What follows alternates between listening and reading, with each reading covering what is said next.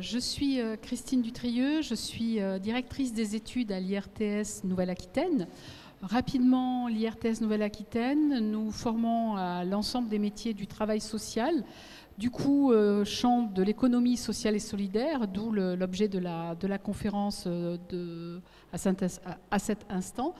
Nous formons du niveau infra-bac au niveau 7, c'est-à-dire bac plus 5.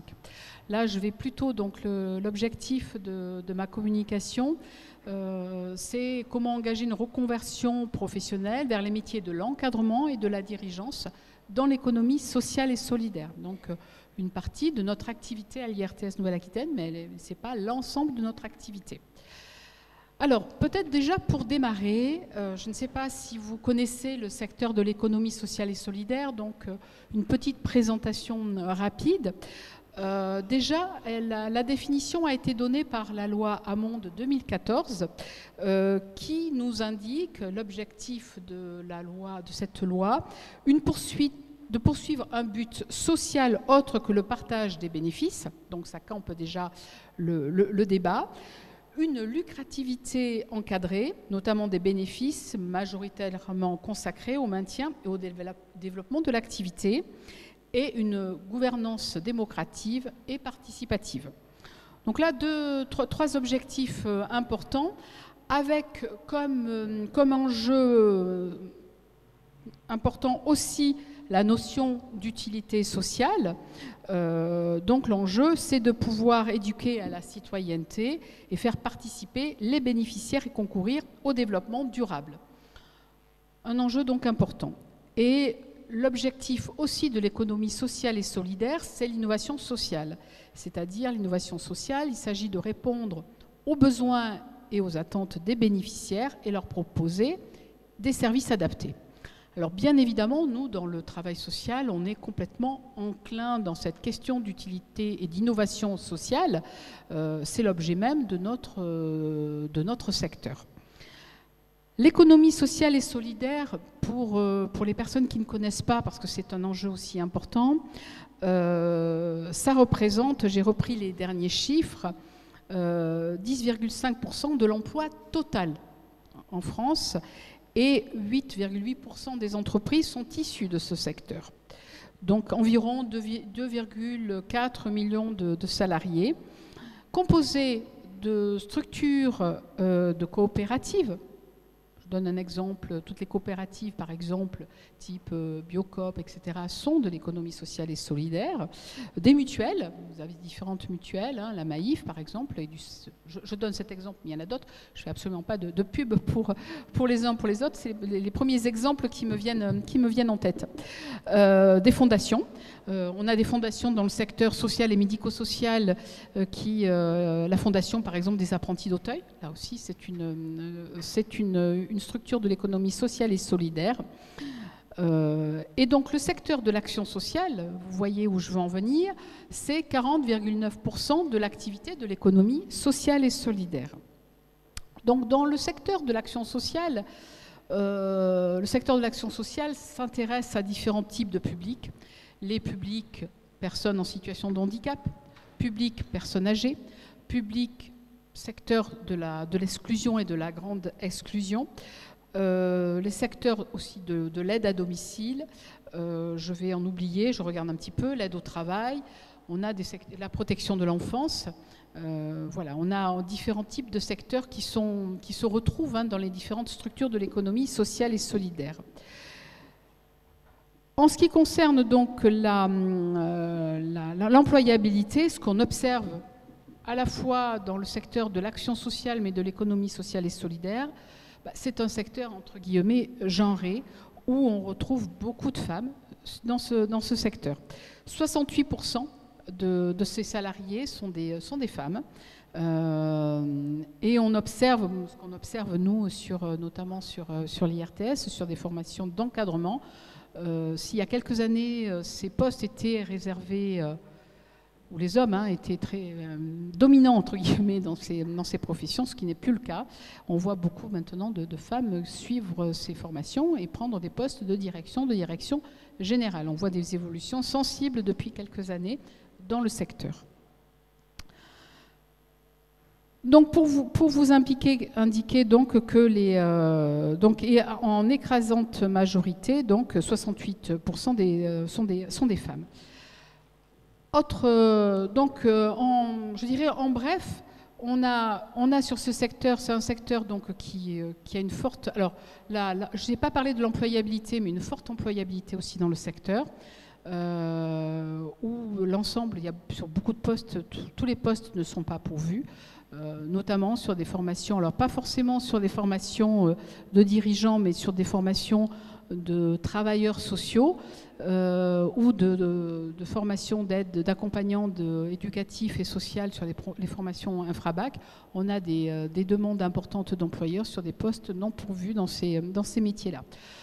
Un point aussi important, c'est ce qu'on explique aussi, nous, même aux jeunes étudiants qui rentrent en formation chez nous, un secteur avec une forte possibilité d'ascension professionnelle dans le secteur donc, je vais passer l'autre diapo, voilà, pardon, dans ce secteur. C'est-à-dire qu'on peut rentrer en fonction de ses diplômes sur un niveau infrabac, et avec une poursuite des diplômes, parce qu'il y a des diplômes d'État tout au long de sa carrière, se positionner quelques années plus tard sur un poste de directeur. On a des exemples fréquents d'évolution dans le cadre de ce parcours-là. Donc un parcours possible tout au long de sa vie professionnelle, avec une forte employabilité dans le secteur. Voilà ce que je peux vous en dire déjà sur la présentation de l'économie sociale et solidaire, avant de rentrer après sur la question des reconversions de la formation que nous proposons. Déjà sur ce point-là, sur l'économie sociale et solidaire, est-ce qu'il y a des questions? C'est un secteur que vous connaissez, dont vous avez entendu parler, ou c'est une découverte pour vous? Une découverte. Voilà. Donc en effet, c'est un secteur qui se développe. Alors, qui existait quelque part, parce que les formations, travail social, tout le secteur de l'action sociale n'est pas nouveau. Je pense que ça fait, quand on parle d'EHPAD, avant c'était les maisons de retraite, c'est de l'action sociale. Quand on parle de structures pour personnes en situation de handicap, c'est de l'action sociale et ça fait partie de l'économie sociale et solidaire. Par contre, ce qui se renforce dans l'économie sociale et solidaire, c'est des mini-structures, des petites structures qui peuvent aller de l'épicerie sociale solidaire à des structures dans l'agriculture. On peut être sur des secteurs totalement différents du secteur propre de l'action sociale, mais ce qui réunit tout le monde, c'est vraiment qu'on est sur la question des bénéfices n'est pas travaillée de la même façon. La notion d'utilité sociale, par contre, rejoint tout le monde, et la question d'innovation sociale rejoint l'ADN commun. L'ADN commun, c'est l'utilité sociale et l'innovation sociale. Alors, en termes de reconversion, souvent, nous, on a donc sur les formations, là, je reste, là maintenant, mon propos, c'est vraiment sur les formations de cadres et de dirigeants. Ça nous arrive de rencontrer des futurs candidats, hommes ou femmes, qui ont eu une expérience professionnelle pendant des années, qui viennent nous dire, écoutez, moi j'ai travaillé dans le secteur de la banque, j'ai développé des compétences, ou j'ai travaillé, on a eu ces cas de figure il y a quelques années dans le secteur de l'industrie pharmaceutique, il y avait eu beaucoup de licenciements il y a quelques années. Voilà, j'ai des compétences, j'ai développé des compétences en management, en gestion financière. Qu'est-ce qu'il est possible qu'est-ce que je peux faire? Là, en effet, il y a des possibilités, bien sûr, de reconversion. de reconversion pour des personnes qui ont des compétences managériales, qui ont des compétences notamment en stratégie d'entreprise, qui ont des compétences en gestion financière, pour se positionner sur les formations. Donc ça, c'est un point important.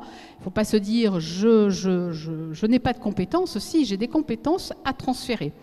Et pour animer des promotions, alors maintenant je n'anime plus des promotions de directeurs, mais l'intérêt c'était qu'on croisait aussi des profils. On avait des profils de travailleurs sociaux quelque part qui progressaient dans ce que je vous expliquais tout à l'heure, et puis des profils de personnes qui venaient en reconversion.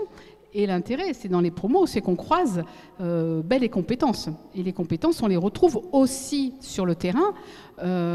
C'est ça qui fait la richesse d'une organisation et d'une institution.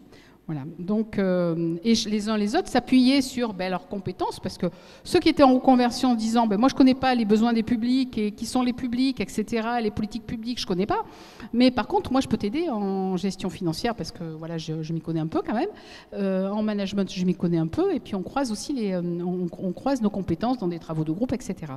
Donc ça c'est un point important et il ne faut pas avoir des points de blocage là-dessus, ça c'est essentiel à comprendre. Alors nous, du coup, qu'est-ce qu'on vous propose à l'IRTS?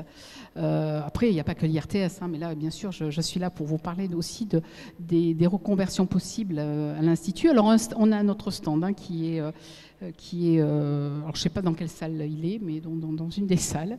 Donc, on peut vous recevoir au sein du stand.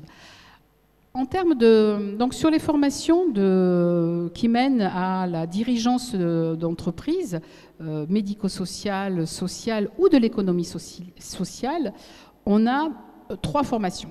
Alors on a une première formation qui est dirigeant d'entreprise de l'économie sociale et solidaire. Alors là, cette formation, elle s'adresse déjà, c'est très très clair, aux personnes qui sont en poste.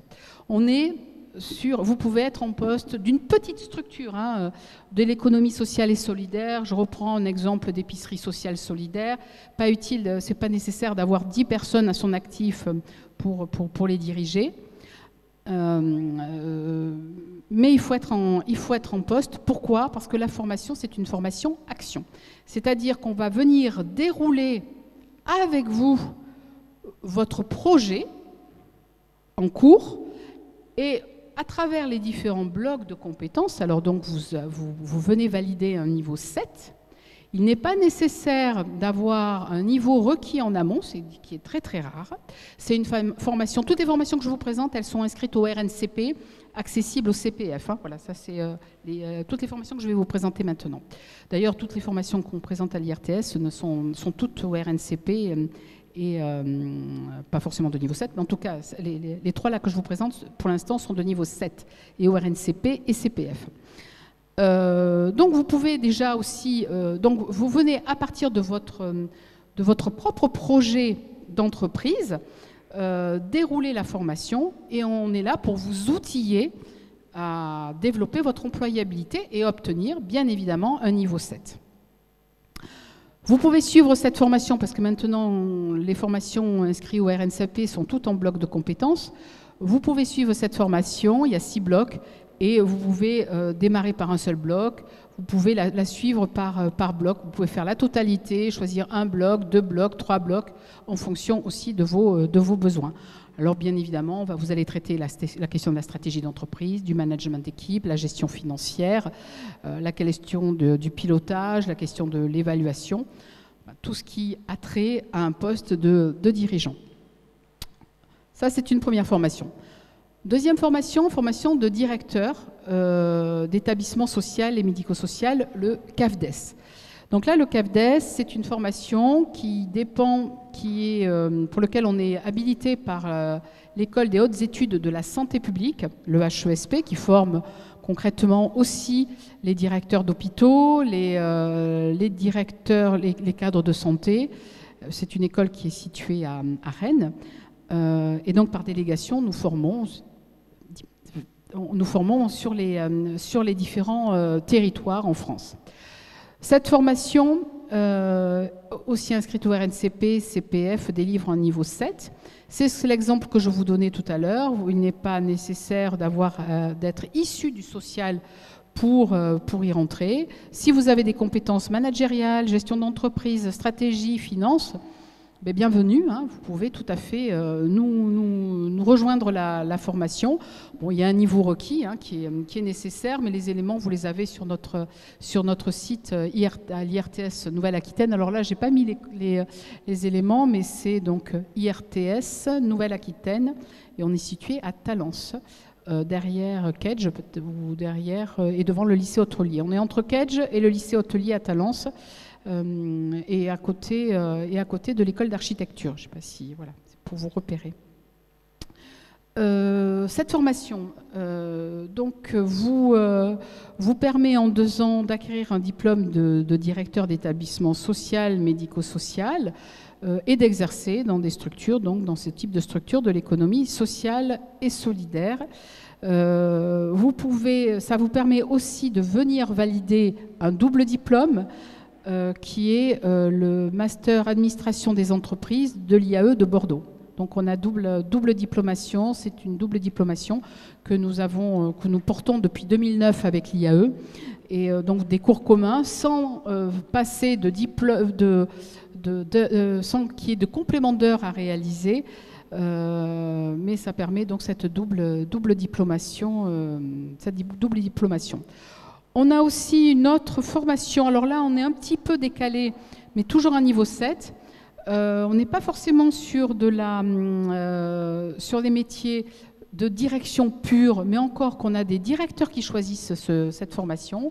C'est le diplôme d'état d'ingénieur social qui se fait en partenariat avec Sciences Po Bordeaux, où là, les compétences, on peut tout à fait aller sur un poste de directeur avec ce diplôme-là, mais on est peut-être plus conseiller technique, parce que cette formation est un peu moins opérationnelle que le CAFDES, un peu plus versée sur la recherche, même si vous faites pas l'objectif, c'est pas faire de la recherche, mais en tout cas, il y a une dimension un peu plus théorique que sur le CAFDES, qui est un peu plus opérationnel. Donc là, toujours un niveau 7, et vous pouvez donc être sur des postes de conseiller technique, dans des grosses associations, chargé de mission, consultant. Voilà, ça c'est donc toujours un niveau 7, et en partenariat donc avec Sciences Po Bordeaux. Donc là, je suis sur les niveaux donc, de dirigeance d'entreprise, de l'économie sociale et solidaire, de l'action sociale. Après, nous avons sur des métiers de cadres intermédiaires, ce qu'on appelle. Donc les cadres intermédiaires exercent dans les structures sociales, médico-sociales. Ils sont à la jonction des équipes et des dirigeants. Donc le cadre intermédiaire va là, sur ces métiers-là, sur cette formation de cadre intermédiaire qui s'appelle le Café Ruisse. On est sur une formation de niveau 6, toujours RNCP, toujours CPF. Là, tout à l'heure, j'ai rencontré une jeune femme qui était intéressée pour cette reconversion. Mais bon, ce que je lui ai expliqué, c'est qu'il est quand même... je cherche le terme, il est nécessaire, c'est pas forcément nécessaire, mais préférable, voilà, ça y est, je trouve le terme. Il est préférable d'avoir quand même une connaissance du secteur, parce qu'on est vraiment en lien très très direct, à la différence du directeur, avec les équipes, et en termes de légitimité, c'est préférable, voilà. Donc là, on est sur des formations de cadres intermédiaires qui font le pont entre un poste beaucoup plus opérationnel entre les équipes et la direction. Et nous avons donc une autre formation qui est un niveau 5 et qui est un poste de manager, et là où les reconversions sont tout à fait possibles, et là aussi où nous avons structure de l'économie sociale et solidaire, des demandes importantes parce que le secteur explose avec le vieillissement de la population. C'est la formation, le métier de responsable coordonnateur de services d'aide à domicile. Là, c'est une formation, toutes les autres formations que je vous ai indiquées, à part le dirigeant d'entreprise de l'économie sociale et solidaire, mais les autres dépendent de la Direction générale de la cohésion sociale, hein, c'est des diplômes d'État. Cette formation, c'est aussi un diplôme du ministère du Travail. Donc tous, hein, ils sont vraiment tous référencés. Donc responsable coordonnateur de services à domicile. Qu'est-ce qu'il fait le responsable? Lui, il accompagne les équipes d'aide à domicile il pilote ses salariés pour pouvoir aller au domicile des personnes et puis bien sûr pour les accompagner dans les actes courants de la vie. 3 minutes, d'accord. Merci. Voilà, donc on a une forte demande aussi sur ces métiers-là. Métiers aussi, on peut tout à fait être en reconversion. Je vais vous donner quand même la temporalité parce que c'est important quand on est en reconversion professionnelle.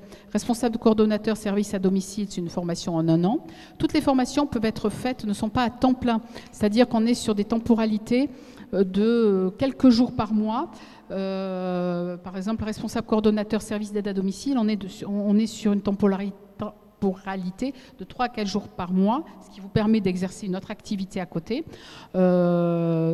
Les formations de directeur, là aussi, hein, c'est une temporalité. On n'est pas sur des formations temps plein sur 3 ans. Par contre, certaines sont plus longues que d'autres. La formation de directeur ou le diplôme d'état d'ingénieur social ou le DES sont des formations qui sont sur 2 ans environ. Voilà, c'est la... Merci. Donc voilà. Donc en tout cas, pour vous. Alors peut-être que c'est pas forcément ces métiers. Vous n'êtes pas forcément venu pour les métiers de l'encadrement, de la dirigeance dans l'économie sociale et solidaire. Mais si vous êtes en recherche de reconversion professionnelle, je peux vous dire qu'il y a une forte demande, qu'on n'a jamais. Enfin, on n'a pas eu jusqu'à présent. Moi, ça fait quand même maintenant 40 ans que je suis dans le secteur. Et là, il y a une demande très très forte du secteur. Il y a beaucoup de départs à la retraite. On a aussi des personnes qui ont démarré dans ce secteur et qui vont faire autre chose. Voilà, donc c'est comme tous les secteurs. Hein. Là maintenant, il y a beaucoup plus de perméabilité dans les domaines et notre secteur aussi, il y a une perméabilité. Bon, moi je suis restée 40 ans dans ce secteur. Je ne sais pas si les jeunes resteront 40 ans dans ce secteur. Mais en tout cas, il y a des besoins en termes de recrutement, c'est certain. Voilà. Donc, si ce secteur vous intéresse, il vous ouvre les bras. Voilà. Je ne sais pas si vous avez des questions, parce que peut-être que... Pardon ? Oui, d'accord. Sur okay. le stand, ouais. Voilà. Alors par contre, on est obligé, parce qu'on va remettre des diplômes, donc on part à 4h30, parce qu'on doit aller remettre des diplômes avec mon collègue, donc on sera là, on part à 4h30. Ok. Il vous reste 1 heure. Une demi-heure, voilà. Mais après, on vous donne nos plaquettes et puis vous prenez contact avec nous. Hein. On a souvent des réunions d'information sur les formations spécifiques. Voilà. Bonne fin d'après-midi. Merci.